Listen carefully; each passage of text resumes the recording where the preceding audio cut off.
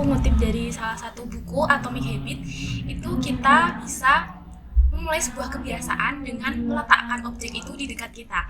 Jadi kalau kita ingin membaca, itu letakkan aja bukunya di tempat yang kita sering lihat.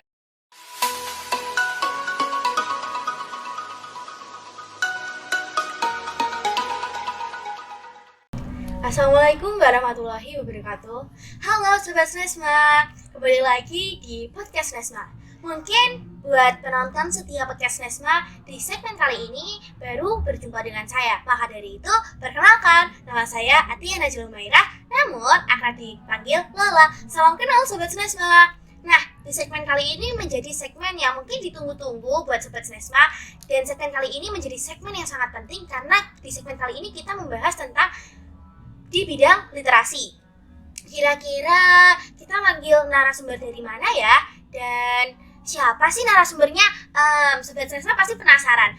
Oke, langsung saja kita perkenalkan dua narasumber dari Universitas Negeri 11 Maret. Halo Kak. Halo. Bisa perkenalan diri dulu Kak? Boleh, dari aku dulu ya. Perkenalkan, nama aku Ella Sarlita dari Universitas 11 Maret. Halo, perkenalkan namaku Rasel Amelia Putri dari Universitas 11 Maret.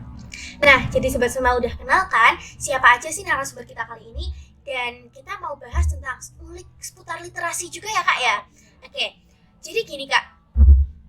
Sebelumnya saya ucapkan terima kasih dulu karena baru saja kemarin kita siswa-siswi SMP Negeri 1 Magetan diajak nih teman-teman untuk berkunjung di Arpus Magetan melaksanakan kegiatan berjudul Mau Sareng atau Membaca Bersama, yang dimana kita diberi waktu 10 menit untuk mencari buku, 30 menit untuk membaca, dan sisa waktunya untuk mempresentasikan, membedah, dan juga menceritakan ulang isi buku yang kita baca, baik itu buku fiksi maupun non-fiksi yang memiliki makna yang dalam banget ya Kak ya.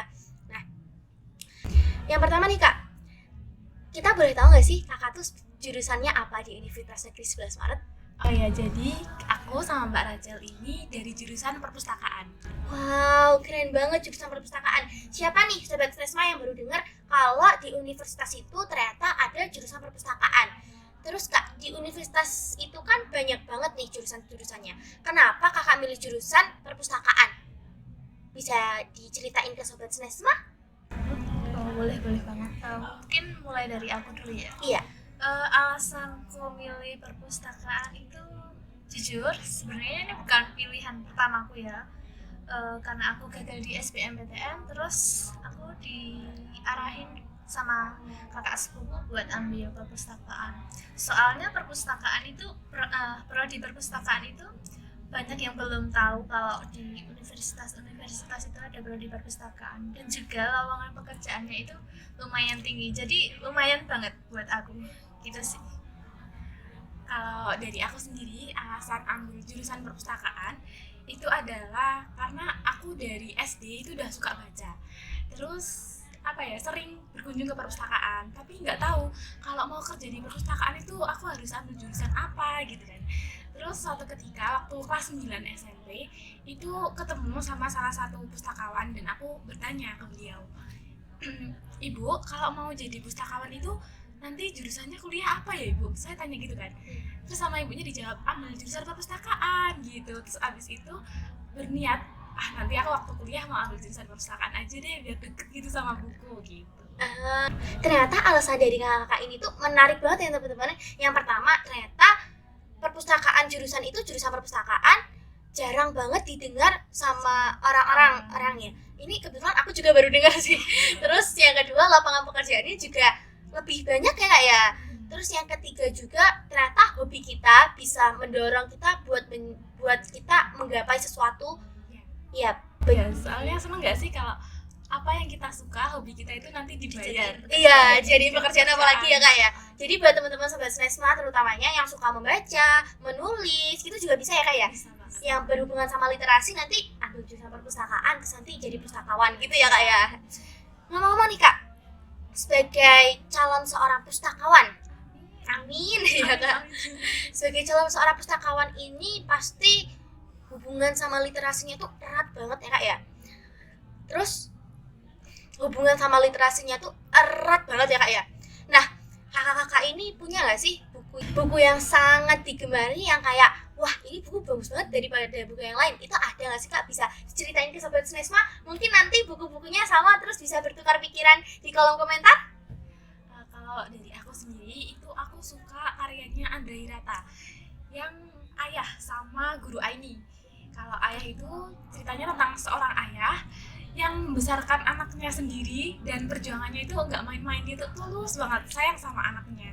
Kalau Guru Aini itu ceritanya tentang guru matematika dan seorang anak yang awalnya itu nggak bisa matematika sama sekali. Setiap pelajaran matematika dia itu sakit perut, terus mules atau apalah. Tapi semenjak dia tuh punya tekad, namanya Aini anaknya, terus dia belajar sungguh-sungguh sama bu guru namanya Bu Desi, dan akhirnya dia bisa menjadi jenius matematika gitu sih. Bagus banget. Wah, ternyata bacaan Kak Ella aja udah bagus banget. Gimana bacaan Kak Rasel tadi?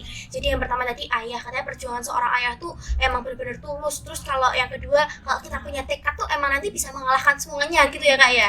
Oke, dari Kak Rasel ini gimana? Bukunya pasti nggak kalah hebat lagi. Kalau dari aku sendiri, akhir-akhir ini kan aku suka baru baca Laut Bercerita ya. Tahu kan pastinya Laut Bercerita itu? Iya, Sobat Snesma pasti tahu ya, lagi hype banget ya Kak ya. Lagi hype banget akhir-akhir ini. Kan di dalamnya itu kan nyeritain tentang kisah seorang mahasiswa yang menyuarakan pendapatnya di masa reformasi. Dan juga di buku itu tuh mengkisahkan tentang kekeluargaan, persahabatan juga, dan juga keluarga yang kehilangan anaknya. Kayak kita sebagai pembaca itu ikut merasa kehilangan gitu loh. Jadi buku itu sangat-sangat wajib Rekomendasi, dibaca. iya direkomendasikan nih buat teman-teman yang pasti udah tahu sih Laut Bercerita. Itu memang lagi hype banget. Ternyata ada unsur kekeluargaannya, persahabatan, terus kehilangan juga. Ternyata kalau kehilangan tuh kita harus ikhlas, karena paling tulus tuh emang mengikhlaskan gitu ya. Terus sih Kak, dari dua buku yang dibaca itu mungkin teman-teman yang tadi saya bilang bisa bertukar pikiran. Selanjutnya nih Kak, kan kakak ini sebagai mahasiswa semester akhir, pengalamannya dari awal sampai jadi mahasiswa semester akhir tuh gimana sih Kak? Bisa diceritain ke Sobat Snesma? Wah, kalau dari awal sampai akhir itu Banyak banget ya. Oh, banyak banget ya. iya. Apalagi waktu semester 3 ya Mbak Rasel ya. Ya, Itu kita benar-benar merasakan wah ini loh. sebagai mahasiswa. Oh, Oke, mungkin boleh cerita di sini ya. Iya, Semester 3 itu kan kita pertama kali kita kuliah offline di kampus. Soalnya kan semester 1, semester 2 itu kita Covid, jadi kita ngelakuin perkuliahan itu daring. Terus mulai ke kampus itu semester 3. Terus di semester 3 itu ada dua matkul yang bikin istilahnya puyeng lah. Itu ada dasar-dasar pemrograman sama perpustakaan digital. Wah, ada perpustakaan digital juga yang ternyata itu udah diterapkan di Arpus Magetan ya Kak ya? Iya, betul. Oke, jadi pengalamannya ternyata tuh jadi mahasiswa tuh nggak gampang ya Kak ya. Buat teman-teman yang mungkin merasa capek, aduh PR matematika ini banyak, ternyata pasti Ada kita yang lebih iya ada yang lebih susah lagi ya. Gini Kak, jadi mahasiswa itu kan lebih susah lagi.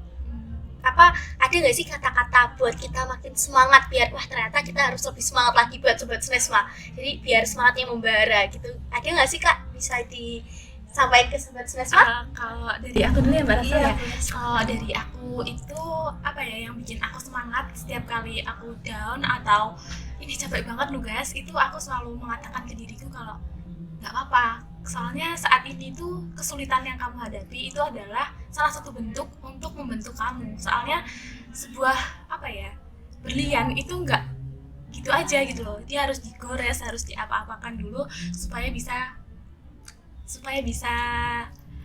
bernilai gitu. Jadi kayak apa namanya, berlian itu harus merasakan sakit dulu, digores, diukir biar jadi cincin terpasang indah gitu ya Kak. Sama halnya sama kita juga harus berjuang mati-matian dulu baru kita dapetin apa yang kita mau. Soalnya itu prosesnya. Iya, kayak prosesnya. Kalau dari Kak Rasel? Mungkin kalau dari aku, kalau kita ngerasa capek itu gini aja, lihat aja perjuangan orang tua kita yang ngebiayain kita dari kecil hingga saat ini, kan mesti banyak banget yang dikeluarin buat kita. Terus kalau capek boleh sih istirahat, tapi jangan lupa lanjut lagi, semangat lagi gitu. Berarti kalau capek itu obatnya jangan putus asa, tapi capeknya itu ya udah capek tapi tapi nanti kita lebih semangat lagi gitu ya kak ya. Nah itu salah satu kata-kata motivasi dari dua kakak kita yang dari Universitas Negeri 11 Maret. Nih kak, selanjutnya kalau misalkan ini kakaknya lagi magang ya semester akhir ini. Kalau magang itu apa namanya, kita pilih tempatnya dipilihin dari universitas atau kita diberi hak untuk memilih kayak kita harus mikirin transportasi, akomodasi dan lain-lain, atau bagaimana kak? Mungkin aku izin jawab ya. Iya. Di semester 5 ini kan kita dari diploma sekolah vokasi itu diwajibkan untuk melakukan belajar ya magang industri atau disebut dengan MBKM, Merdeka Belajar Kampus Merdeka. Itu kita belajar di industri. Nah, buat pemilihan tempat magangnya sendiri itu sebenarnya dari prodi kita itu mewajibkan mahasiswa untuk memilih 3 tempat. Bebas, itu terserah keinginan mahasiswanya. Terus buat Mbak Ella sendiri kan emang asli dari Magetan. Kebetulan beliau ditempatkan di sini di Arpus Magetan. Kalau dari aku sendiri kan yang asli Solo, kenapa bisa ada di Magetan? Itu karena aku kan emang milihnya Solo ya. Terus karena di Solo itu kuotanya sedikit sedangkan peminatnya banyak, makanya aku dialihkan ke Dinas Arpus Magetan sini. Oh, jadi gitu teman-teman. Jadi kita diberikan hak untuk memilih gitu ya, 3 tempat. Jadi kita bisa memikirkan mulai dari biaya, akomodasi, transportasi, dan lain sebagainya. Oke kak, ini terakhir nih kak, buat kita sebagai calon generasi penerus bangsa, sama khususnya untuk siswa-siswi SMP Negeri 1 Magetan, boleh dong dikasih tips biar kita tuh semangat untuk berwawasan literasi, mulai dari membaca, menulis, dan lain sebagainya. Boleh dikasih tips, karena kan kita tahu kalau sekarang tuh anak-anak zaman sekarang lebih fokusnya ke gadget ya kak ya, karena gadget tuh lebih asik gitu katanya. Ini pasti ada tipsnya nih dari kakak. Oke, mungkin dari aku dulu buat tips biar senang baca, mulai dari diri sendiri, kayak diniatin gitu, minimal sehari 1-2 halaman lah dari hal-hal yang kecil dulu. Terus kalau buat penggunaan gadget itu sebenarnya nggak bisa dibatasin sih, soalnya kan sekarang perkembangan teknologi kan semakin canggih. Terus kita kan nggak bisa pisah dari gadget. Mungkin dari individu masing-masing tentang penggunaannya itu bagaimana? Gitu. Jadi kalau dari Kak Rasal tuh kita harus mulai dari hal kecil dulu. Kita baca 1-2 halaman dulu, nanti lama-kelamaan juga akan terbiasa. Sama kalau gadget tuh emang nggak bisa dilepasin gitu ya kak ya. Cuma cara kita gunainnya dengan bijak atau enggak gitu. Kalau dari Kak Ella sendiri? Kalau dari aku, ini yang pertama ya, ini dari aku ngutip dari salah satu buku Atomic Habit. Itu kita bisa memulai sebuah kebiasaan dengan meletakkan objek itu di dekat kita. Jadi kalau kita ingin membaca, itu letakkan aja bukunya di tempat yang kita sering lihat. Contohnya di samping tempat tidur kita. Nah itu kan kita jadi sering lihat, oh ada buku di sini. Terus abis itu pasti ada munculan niat untuk membaca. Terus bisa juga memulai dengan buku yang tipis-tipis dulu, buku yang kita suka dulu. Terus kalau udah suka kan pasti ketarik itu, oh aku mau baca buku selanjutnya gitu. Terus bisa juga kan kita nggak bisa lepas ya dari gadget, terus sosial media itu kan udah sudah melekat sama kehidupan sehari-hari sama kita. Kita bisa dengan bijak menggunakan sosial media itu ekosistemnya yang bagus, kayak ada loh di sosmed itu konten-konten yang bahas tentang buku, itu bisa banget teman-teman diikuti gitu. Salah satunya Mbak Ella punya ini. Wah, iya. Ada dong. Ada akun Instagram yang bahas tentang buku-buku, dan ternyata yang ownernya itu, yang adminnya itu ternyata Kak Ella. Boleh dong Kak di-spill biar teman-teman Sobat Sunesma tahu apa sih nama akun Instagramnya, nanti jangan lupa follow. Ini akunnya masih kecil sih, belum banyak pengikutnya dan bukunya juga belum banyak. Cuman akunnya itu @itsilmaybook. Oke, jangan lupa follow ya Sobat Sunesma. Oke teman-teman, selain IG-nya Kak Ella yang membahas tentang buku, ada nggak sih Kak Arpus Magetan punya IG yang emang bahas tentang perpustakaan, nanti bukunya jam berapa, atau bukunya yang baru tuh apa aja gitu, ada Kak? Wah, kebetulan banget di Magetan itu punya Instagram dan aktif banget ya. Itu @magetanlibrary. Follow aja ya. Follow aja ya teman-teman, jangan lupa di follow biar centang biru. Jika di sana itu ada, kita bikin rekomendasi buku, konten budaya Magetan dan juga apa? Ada informasi-informasi terkait jam buka layanan juga ada. Terus kan itu sekarang sedang galak-galaknya transformasi perpustakaan gitu kan, berbasis inklusi sosial. Nah itu kegiatan-kegiatan apa saja yang di perpus kita post di Instagram gitu. Ternyata sekarang makin canggih Arpus Magetan ya, udah punya Instagram terus update terus tiap hari. Jangan lupa follow ya teman-teman. Oke, itu saja mungkin di segmen podcast kali ini. Saya ucapkan terima kasih ya Kak udah meluangkan waktunya buat berpodcast biar Sobat Susma tahu tentang apa sih wawasan berliterasi itu. Dan mungkin kita bisa bertemu di lain waktu lagi. Amin. Terima kasih juga buat teman-teman dari Snesma udah mengundang kami ke podcast Snesma. Oke, Sobat Snesma, terima kasih karena Sobat Snesma ternyata betah nih nonton dari menit awal sampai menit terakhir ini. Stay tune terus di podcast-podcast selanjutnya.